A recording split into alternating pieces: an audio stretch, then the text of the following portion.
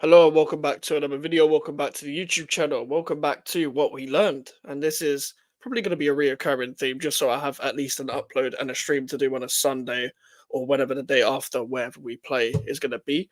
Make sure that you're liking the video and subscribing if you are new. We're trying to hit 1,000 subscribers as soon as possible. So along this painful journey of me seeing my club lose pretty much every week or not win every week, at least subscribe and, at least help me get somewhere on YouTube.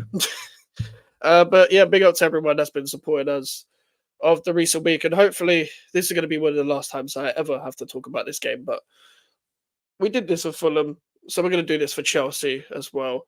Yeah, what did we learn from this 3-0? Obviously, big up to everyone that joined my match reaction. There may be some reoccurring themes and points from that stream, but um, overall, trying to analyze this on a Saturday night just before going to bed.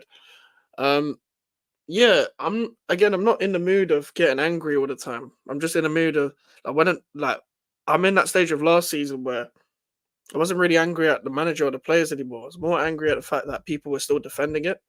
And yes, it's 6 games in compared to, under Moyes when we were when the group of us were frustrated about David Moyes was it was happening from even before that, even before the European Cup winning uh, game.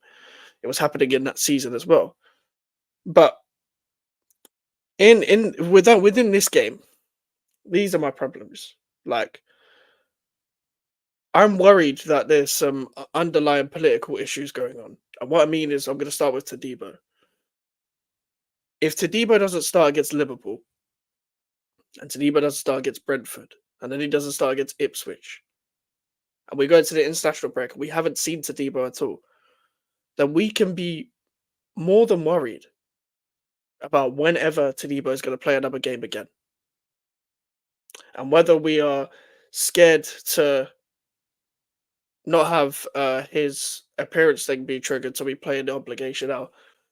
Logically, that would be really, really stupid and a lot of nonsense because he only has to play 5 games. And he's played 2 Premier League games. I don't know if it's 5 games overall for West Ham or 5 Premier League games. But for example, he's played 2 Premier League games technically. So he's played against Palace and Man City. I don't know if he played any other game. Wait, not Man City, sorry. Was it Villa and Palace? Sorry, not Man City. He hasn't played since, I don't think. But if we're including overall games and we're including the Carabao Cup start, well, the 45 minutes against Bournemouth, where nobody gave him a chance, and people were saying, "Oh, he looked erratic," and well, Mavropanos doesn't look any better at all, apart from the Palace game, and we don't see him start throughout. Then we have every right to be worried because it's only 5 games. Whether that's 5 games overall Premier League, he should still be playing regardless. Like, I'm not even gonna rant and rave about West Ham anymore because there's no point of doing that. There's no point of doing that because I've complained quite a lot in my life about this club. Like, I don't get me wrong, more than grateful to see a trophy. Um, but I complain a lot anyway. I'm quite critical as it is. But I'm just gonna try and sit in a calm manner for most of the season now because I know what to expect. Like, usually you take that from 10 games in, but I can take that from 5 games in because I'm not seeing any willingness to change from the mistakes that Lopetegui has made. Now, let's talk about ruthlessness for instance. Yeah. Now, as I said in my match reaction, a lot of people associate me with the slander of the Czech Republic players, but I'm going to use that situation not to necessarily slander the player, for example, of Thomas Suchek, but I'm going to use it as talking about a general situation that's happened at the club. Now, let's talk about ruthlessness. Now, we needed a bit more ruthlessness from whoever our next manager was going to be, but we needed them to keep the same consistency with the ruthlessness. So, for example, um, against Aston Villa, we lined up a team that didn't work and the tactics that didn't work and the set out of the players that didn't work. But then the manager decided to line up that exact same lineup against Crystal Palace and play the exact same way. And you saw it didn't work in the first half. So he slightly tweaked it in the second half, and that's where we played better. Now, against Man City, the team changed. And we're like, okay, fair enough. International break, cool. Come back, play against Fulham. And we see Thomas Suchek at a 10 again and Mikel Antonio up front. And we saw that both of them put 0 out of 10 stinkers, and they were both hooked at half time. So then we saw Somerville and Paquetá come on. Cool. We've got a front four of Kudus, Paquetá, Somerville, and Bowen up front, the same lineup that we actually saw start against Chelsea. Now, here's where the ruthlessness stops. Now, if you was to take someone off, like Antonio, like Thomas Suchek, for example, after they had terrible games, 0 out of 10 games, and they were hooked off, you wouldn't trust them to play the next game. Surely, any normal manager would be like, "Okay, I'm not going to sit you out for this one because you clearly couldn't affect the last game. So why should I trust you to affect this game?" Now, this is clear favoritism because Rodriguez wasn't good at all, but he was scapegoated, in my opinion. The reason why I'm chill out in the comments for a sec before you type your hate comment in for just 1 second. I don't think anyone else was much better. I don't think it was one person that stood out as shit, for example. I think Alvarez wasn't great. But can I be honest? With Alvarez and Rodriguez, and I didn't, and I think, this is me putting my bias aside as well, because I don't have bias towards players, because people think I do, but I don't. Putting Thomas Suchek in this situation didn't help either, and this is what I'm going to explain why. Is because I expressed in the couple match reactions that I've done is Alvarez and Rodriguez having to mark Palmer and Jackson is a mismatch because of the mobility issues. Now, with the system that we were playing, they were man marking every Chelsea player. So to put on Thomas Suchek for that, he's just as immobile as them two. So he's not going to be able to cope against those mobile attackers that Chelsea had with the likes of Jadon Sancho, Noni Madueke, Cole Palmer, and Nicholas Jackson. That's the front four. So that wasn't going to help the situation. That was only going to put even more of a detriment, or just add on to the already, or add on to the detriment that was already happening within the game. So the sub didn't make sense for that situation anyway. And also with Thomas Suchek putting a stinker in the previous game, surely you'd be like, okay, maybe let's try something different from Suchek and Antonio and put Carlos Soler and Danny Ings. We had to wait for Carlos Soler to come on. And Danny Ings didn't get a minute after getting the equaliser against Fulham, where we should have lost that game as well.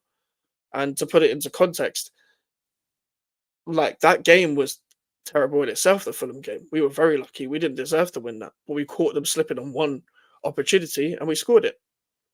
Now, I'm not saying Danny Ings should start for West Ham, but then again, if Fulkrug isn't fit for the next game or isn't fit against Liverpool, I think Ings should start against Liverpool anyway because it's a cup game and you might as well give other players a chance. So he should start then. But if you're going to be ruthless, then someone like a Guilherme, for example, who for me was always going to be the future succession plan towards the eventual sales of either Paquetá or Mohamed Kudus, depending on how Paquetá's ban goes. And at this point, I wouldn't care if Paquetá left. I'd care more if Kudus left. I've only really come around to saying that now because I wanted more evidence of Mohamed Kudus. And I feel sorry for the guy, and I'll get onto that in a second. But for example, someone like a Luis Guilherme was always going to be the succession plan to step up within to play more of a role in the first team once Mohamed Kudus and Lucas Paquetá both leave, or either one of them leaves in the first place, because of his ability to play in the number 10 position and on the wings in itself. But someone like him didn't even get the bench. However, someone like Andy Irving did, who's a fifth choice midfielder, which doesn't make any sense. Someone like Guilherme should probably get a chance over Antonio or Suchek on the bench, because we haven't seen anything from Guilherme. Is he even going to make a Premier League appearance? I don't know. Is he going to get loaned out in January? He needs game time, and as you're currently seeing someone like a Todibo, a Guilherme, a Carlos Soler, Danny Ings, all of their match sharpness is getting deteriorated. Now, here's where I keep the same energy as last season. My same energy as last season was the previous manager would buy players or approve players that were bought because he was very in control of the recruitment side. He even said it himself, and we know his history with other clubs, David Moyes, that he's very in charge of the recruitment and he wants to be a part of everything. And this was before Tim Steidten joined the club. In his windows where he bought players, he would never give them a chance, give them a couple cameo appearances, and we would never see them again. With the likes of Alex Crow, we bought him as an emergency backup that never played him. We know the story between Alex Crow and David Moyes already. And I'm just using that as an example. Like, we didn't see Vlasic again. We barely saw Skamaka when he was fit. We signed Danny Ings to solve our issues with goals, but he barely played. Like Maxwell Cordy, when he came back from injury, he barely played. Flynn Downs barely played. So and then he got loaned out literally the next year because Moyes didn't trust him. So I'm going to keep the same energy with this. So at the game today, and for those that didn't watch my match reaction, I haven't heard me say this already, I was at the game, and me and a lot of West Ham fans in the ground booed the substitution of taking Somerville off. A lot of people booed Mikel Antonio coming on. I didn't really necessarily agree with that because I don't know how you can clap Souček, but boo Antonio doesn't make any sense in my opinion.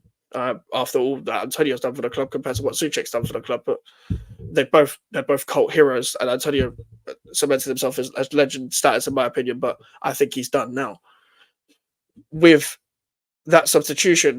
He's already lost part of the fan base, especially the match going fan base, with subbing off Crescencio Somerville, who was one of the better players on the pitch. Now, what I hope I don't see is Somerville is then benched for Antonio, bench for anyone against Brentford. Now, forget Liverpool for a second. Let's look at the next league game in terms of Brentford. If he is not starting that, then he is given Somerville 60 minutes. I can't remember when he was taken off, but around 60 minutes of a game where he was one of the better players, probably top three West Ham players, because there was only three that played well in my opinion: Kilman, Somerville, and Kudus. And he was taken off for whatever reason. I don't know why. And then we saw Kudus back on the left, and then we saw the same front four that didn't work. So it doesn't really make any sense. That's what doesn't make sense to me. So I hope we're not in another situation where we bought a player and we're not going to give him a chance because the manager has his favourites already. You can't be, for example, I'm recording this on the 21st of September. The manager hasn't been in for that long and hasn't had the players for that long at his disposal. You cannot have favourites already. Now, we already knew that Max Kilman was going to be a favourite, but he's actually been one of the few that's played well, probably been our best player of the season so far, in my opinion. I don't know, after Wan-Bissaka as well. I think Wan-Bissaka has probably been our second best player. I think we know that Alvarez is a favourite to him. Souček is a favourite to him. Antonio is a favourite to him. Bowen is obviously a favourite because it's Jared Bowen, for God's sakes. Mohamed Kudus is a favourite, but Mohamed Kudus is playing off the left. Paquetá is definitely a favourite. There's going to be a lot of favouritism. There's favouritism going on, and that's my problem with it. You've only just come into the job, and we're already seeing favouritism. Now, what we can't see as well is like I watched like half of the Steidon interview on TNT Sports after the stream. I didn't expect him to sound like that for starters, but what I listened to key was for what he said, and obviously technical directors, managers, players, they all have to say certain stuff to the media because they're all media trained. But I'm still going to read into this because that's all I can do as a fan. When Steidon said that he ticks all the boxes and included style of play with that, now I would agree if he didn't allow his pragmatism to take over and just almost hinder his actual identity when it comes to style of play. What I mean by that is Lopetegui likes to tweak everything off the ball when approaching every opponent, which is pragmatic in itself, but also tries to keep the same principles of playing possession-based football, even though we're not really seeing that become effective on the pitch because we're not really seeing enough instruction on the ball, in my opinion. We're kind of just seeing players come short for the ball and then no runners. Kind of seeing players just passing sideways for the sake of it, similar to what we saw with Pellegrini when he was here. And I'm not making a comparison for the sake of it, but come on, let's be serious. And that's a problem. That is a problem.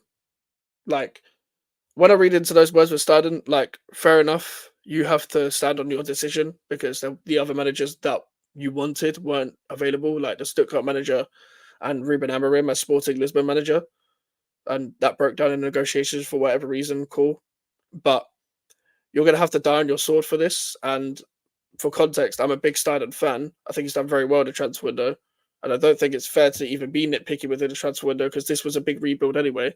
And to say that our squad still looks unbalanced says a lot about what our squad was in the first place before this transfer window even started and the mess we were left in. Which is what neutrals don't understand when they talk about David Moyes, for example. Which is why I don't like the gaslighting from everyone. But with the decisions that he's made, here's what I'll criticize him on. He was the one that wanted Mavropanos because we didn't get Moyes' target of Harry Maguire, for example. And he was the one that hired Julian Lopetegui. Those are my criticisms of Tim Steidon. That is what you're going to have to... That's the hills you're going to have to die on, unfortunately. But also, to flip that, Steidon didn't give Lopetegui all these players just for Lopetegui to be having these weird combinations with the starting 11 and to not get the best out of the players that he has. If you've got Mohamed Kudus, Jared Bowen, Lucas Paquetá, Carlos Soler, Spanish international that you know, Edson Alvarez, Rodriguez should be a backup. Aaron Wan-Bissaka, Emerson, Max Kilman, Tadibo, Areola in goal. Who else could I put in there? Crescencio, Somerville, Nicholas Fulkirk, who was a star for Dortmund in the Champions League. You should be getting more out of that. Let's not act like this squad shouldn't be reaching Europe levels. Now, to put also that into context as well, um, I wasn't expecting Europe this season. And this is someone I wasn't expecting much. I don't ever expect much from this club because I don't ever want to get my hopes up. Unfortunately, I let myself get my hopes up once again. But I predicted 10th at the start of the season. Now, at this current moment in time, we could finish 15th. Like, we could finish around them places because of the manager. I think this manager's fallen off in his level in terms of general European level and his general success. I don't think his past successes can really carry his name at this current moment in time. And I think he's reached that stage of where he needs to find an alternative job. And he screams Saudi League manager at this point in time. But this is what we're left with. And it says more about the manager that this squad can't get into those European places despite my low expectations, let alone the general expectations from neutrals and the people that were looking at our transfer window. That's what I'm looking at right now. Now, I know my expectations were low, but you're going even below that, which is terrible in itself. So there's not really many excuses to not get the best out of those players. I feel like it's going to be a bit like 2 seasons ago under Moyes, where we had all these possession-based players and we didn't get the best out of them. And you're going to hear quotes from players like we did with Kera about the style of play, about how the style of play didn't suit him or whatever. I feel like you're going to hear more quotes from players like that. Now, here I'm just going to list a couple. Like I wrote down on my phone that I was going to list my match reaction of why I'm currently Lopetegui out at this current moment in time, and that I mentioned it in the 17th minute of this video. So I'm not exactly looking for views or looking for watch time. I'm just saying things that come to my head. But I've written it down. Every second half, we look worse than the first, was my main point. And I feel like, apart from Crystal Palace, I'm right in that. Because against Man City, we had glimpses anyway. We had glimpses at both halves, so I wouldn't say we looked better then. Against Aston Villa, we looked pretty much the same, if not worse, in the second half. In fact, we looked like we were sitting back even more once we got the goal. And it didn't help that we conceded that early goal again, which is a big problem within most of the games that happened. Against Fulham, despite the fact that he made the halftime substitutions, it still looked like we had no idea what we were doing on the pitch. But cool. Cool. It is what it is. And this game, it was pretty much the same. We conceded an early second half goal, so we didn't learn from the first half. We didn't learn from Fulham, didn't learn from Aston Villa, didn't learn from Man City. So we didn't learn from any game. So this is going to be a repeating offence. It's a bit like when you see a team concede the same type of goal in the same type of time, you're going to see it over and over again.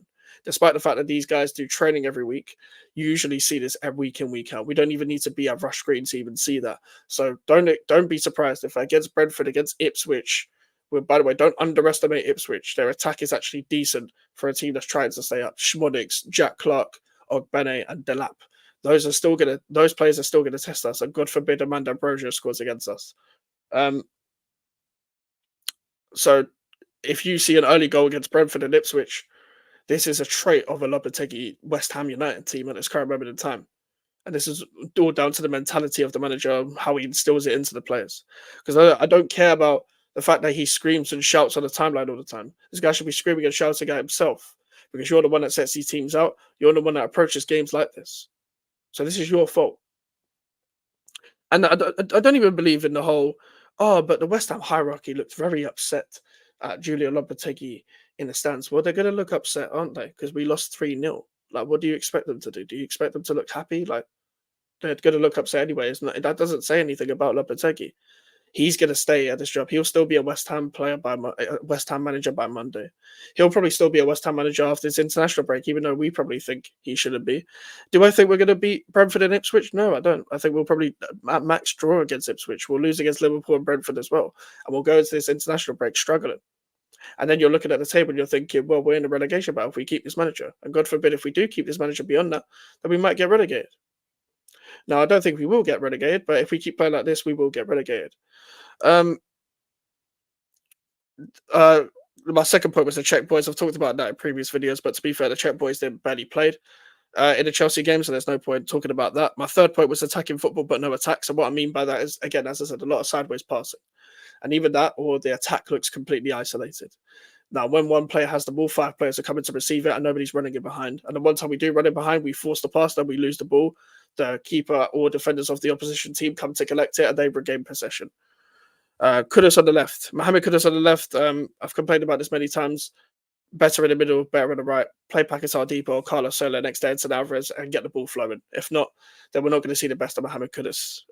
Loyalty to Mikel Antonio. Yeah, too much loyalty to Mikel Antonio. I respect Mikel Antonio a lot, but just because I think the fact that Lopetegui wanted Cresswell and Antonio at Wolves says more about him. Because listen, Antonio's done a lot for his career. He's had a great career, and he's done a lot for West Ham United. But you can also say that, take all the sentiment in, but also address football with your eyes now and say that a man is done. We don't go off sentiment in life. In my opinion, you shouldn't, especially in football, shouldn't judge everything by sentiment. Because if we did, we'd still have the same team we had 3 years ago, and that would have gone stale after a while. That's why teams try and evolve. It's just we're trying to evolve from dinosaur to dinosaur, which is a big problem. Mavropanos over Tadibo, talked about that in his video already. The fact Mavropanos is putting stinker after stinker in, and I don't know how he's still playing. This is the same manager that wanted to keep Naya Faged over Mavropanos. So that's what's really confusing me as well. And it will get worrying. I just thought of this. Alvarez or Kalen Casey are trusted as the fourth centre-back options as well. So let's say that Tadibo isn't going to play. Let's say the whole thing about we don't want to pay 40 million for Tadibo is true. Then that means that our centre-back options are Kilman, Mavropanos, Alvarez, and Casey, meaning that the manager's left himself short on hit by his own accord. No idea in possession, pretty much similar to what I was talking about when it comes to attacking football, but no attacks and horrible team selections. I would say people were somewhat happy with this team selection, but I wanted to see Tadibo. I wanted to see Soler, even though I knew Rodriguez was going to start alongside Alvarez. Against Fulham, horrible team selection. Against Bournemouth in the Cup, horrible team selection. Same with Man City. It was actually, no, the Man City one was all right. I didn't want Antonio to play, but I understood the selection. Against Palace, it was the same one against Villa, so I wasn't happy with either selection. But yeah, those are the reasons why I'm Lopetegui out, and this is what we've learned from West Ham United 0, Chelsea 3. Make sure to like the video. Make sure to subscribe if you are new. Social medias are in the description if you want to follow me. The email for the inquiries. We're on the road to 1K subscribers. So if you haven't subscribed, make sure to hit that subscription and hit the bell for notifications as well. We'll have streams and recordings hopefully nearly every day on the channel. So you're getting daily content pretty much. I'll see you guys later. Goodbye.